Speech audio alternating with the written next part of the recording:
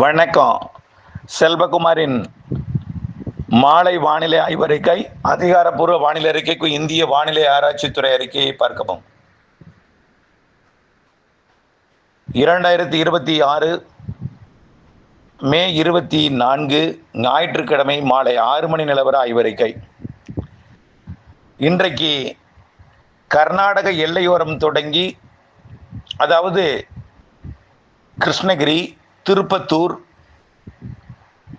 தர்மபுரி, சேலம், நாமக்கல் இந்த மாவட்டத்தில் மழைப்பொழிவு இன்றைக்கு தீவிரமடைந்து இடி மழைப்பொழிவு பரவலாகவே பெரும்பாலான இடங்களில் கொடுத்து, இது திருவண்ணாமலை, கல்வராயன் மலைப்பகுதி, கள்ளக்குறிச்சி மற்றும் கடலூர், திருச்சி மாவட்டத்தின் வடக்கு மற்றும் மத்திய பகுதிகள், பெரம்பலூர், அரியலூர் மற்றும் கடலூர் மாவட்டத்தில் படிப்படியாக கிழக்கு நோக்கி முன்னேறும். ஏற்கனவே இன்றைக்கு மாலையில் பார்த்தீங்கன்னா தூத்துக்குடி மாவட்டத்தில் மழை ஆங்காங்கே, பிறகு பார்த்தீங்கன்னா தென்காசி மாவட்டம், விருதுநகர் மாவட்டம் இங்கெல்லாம் மழை பொழிவை கொடுத்துச்சு.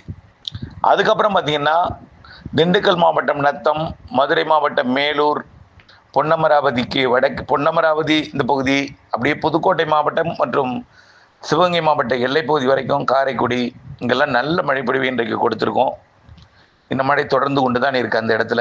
அப்படியே சிவகங்கை மாவட்டத்துக்குள்ளார் வந்து புதுக்கோட்டை மாவட்டம், சிவகங்கை மாவட்ட எல்லை வழியாக வங்கக்கடல் நோக்கி முன்னேறும் என்று எதிர்பார்க்கப்படுகிறது.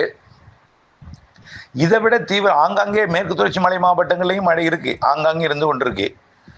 ஒரு தீவிரமான மழைப்பொழிவு எங்கே இப்போ உருவாகுதுன்னா, கிருஷ்ணகிரி, தருமபுரி, சேலம், நாமக்கல் மற்றும் திருச்சி, பெரம்பலூர், அரியலூர், கள்ளக்குறிச்சி, கடலூர், திருவண்ணாமலை, திருப்பத்தூர், அடுத்தது வேலூர் வரப்போகுது, அதுக்கு அடுத்தது விழுப்புரம் வரப்போகுது, அதுக்கு அடுத்தது கடலூர் மாவட்டத்தோட மத்திய பகுதி, அப்புறம் டெல்டா மாவட்டத்தில் தஞ்சாவூர், இப்போ திருச்சி மாவட்டத்தில் புள்ளம்பாடியெல்லாம் பொய்ய போகுது.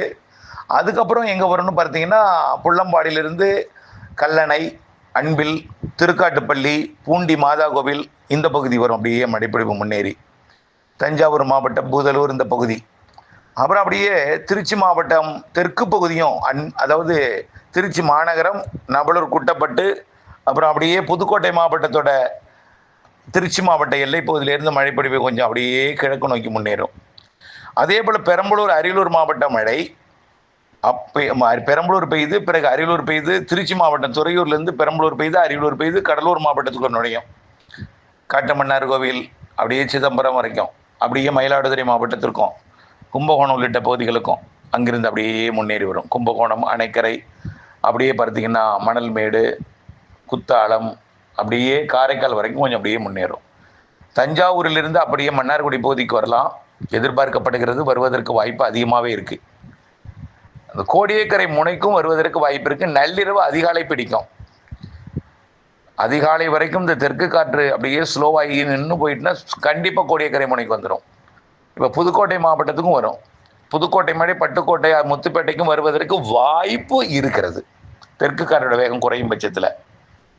அதே போல் திருவண்ணாமலை மாவட்டத்துக்குள்ள நுழைகிற மழை நுழைந்து அது காஞ்சிபுரம் மாவட்டத்திற்கும், விழுப்புரம் மாவட்டத்திற்கும், பிறகு செங்கல்பட்டு மாவட்டத்திற்கும், கண்டிப்பாக ராணிப்பேட்டை மற்றும் காஞ்சிபுரம், திருவள்ளூர் மாவட்டத்தோட திருத்தணி பகுதிக்கும் கொடுக்கும்.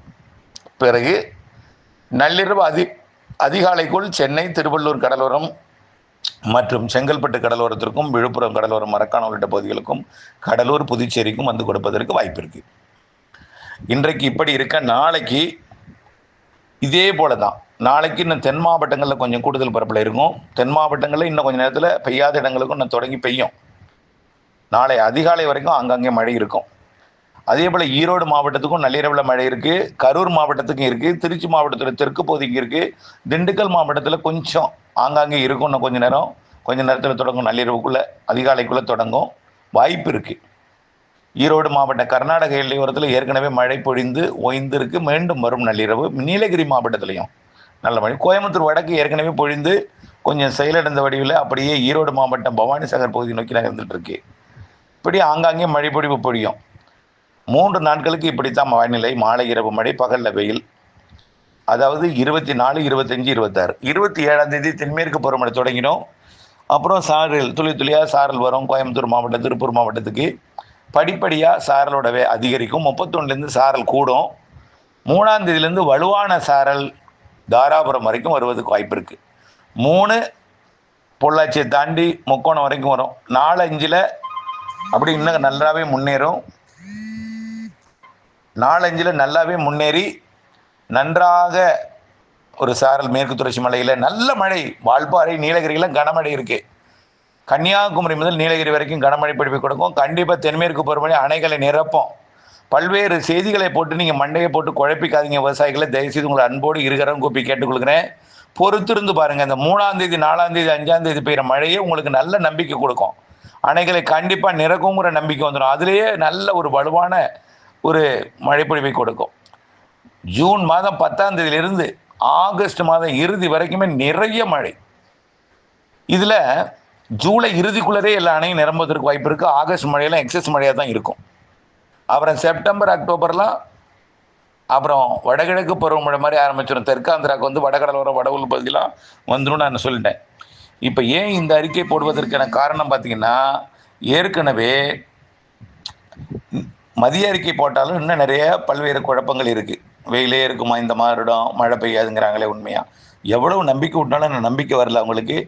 தயவுசெய்து ஒரு 3ஆம் தேதி 4ஆம் தேதி வரையும் பொறுத்தீங்கன்னா அதில் நிறைய மழை பிடிப்பு தரும் மேற்கு தொடர்ச்சி மலைக்கு. பிறகு அடுத்து ஜூன் 15, 15, 20 தேதி 10லேருந்து இறுதி 3 வாரத்துக்கு வலுவான மழை இருக்குது. ஜூலை முழுவதும் நல்ல மழை இருக்குது. ஜூலை இறுதியில் எல்லா அணையும் நிரம்பும். கன்னியாகுமரி முதல் நீலகிரி வரைக்கும் எல்லா அணை, கர்நாடகாவில் பெய்து மேட்டூர் அணை நிரப்பும். மேட்டூர் அணை உபரி நீர் ஆகஸ்டில் எல்லாம் ஓடிட்டுருக்கும். ஆக கவலைப்படாதீங்க, நல்ல மழை இருக்குது. அதே போல் அமராவதி, அதே போல் பரம்பிக்குளம், பவானி சாகர் எல்லாம் ஜூலை இறுதிக்குள்ளே நிரம்பிடும். ஜூலை இறுதி தான், 2 மாதத்தில் நிரம்பிடும். கடந்த ஆண்டு சொன்னோம், சரியாக நிரம்பியது. இந்த ஆண்டும் அதே தான், 2 மாதம். ஜூலை இறுதிக்குள்ளே நிரம்பும். ஆகஸ்ட்டில் உபரி நீர் வெளியேற்றும் அளவிற்கு இருக்கும் என்பது தான் நம்முடைய வானிலை ஆய்வறிக்கை. அப்போது தென்மேற்கு பருவமழை அங்கே பெஞ்சாலும் தமிழ்நாட்டில் உள் மாவட்டங்களையும் வெப்பச்சலன இடிமழை பொழிவு இருக்கும். கணவாய் பகுதிகளில் சாரல் மழை இருக்கும். கொஞ்சம் கணவாய் பகுதியில் உள்ளே எல்லாம் பார்த்திங்கன்னா முக்கியமான கணவாய் பகுதிகளில் அப்பப்போ காற்று மட்டும் இருந்தாலும் அப்பப்போ சாரல் எட்டக்கூடிய அளவில் வலுவான தென்மேற்கு வந்து உள்ளேருந்து சாரலை கொடுக்கும். நல்லா முன்னேறி வந்து சாரலை கொடுப்பதற்கு வாய்ப்பு இருக்குது. இப்போ முன்னேறி வந்து சாரல் கொடுத்தாலே மேற்கு தொடர்ச்சி மலையிலையும் கேரளாவிலையும் அணைகள் நீர்பிடிப்பதிலையும் வலுவான மழை இருந்தால் தான் இங்கே அவ்வளவு முன்னேறும் என்பதை நீங்கள் புரிந்து கொள்ள வேண்டும். வானிலை ஆய்வறிக்கை கூட இணைந்திருங்கள். வானிலையிலிருந்து விவசாயம் செய்திருங்கள்.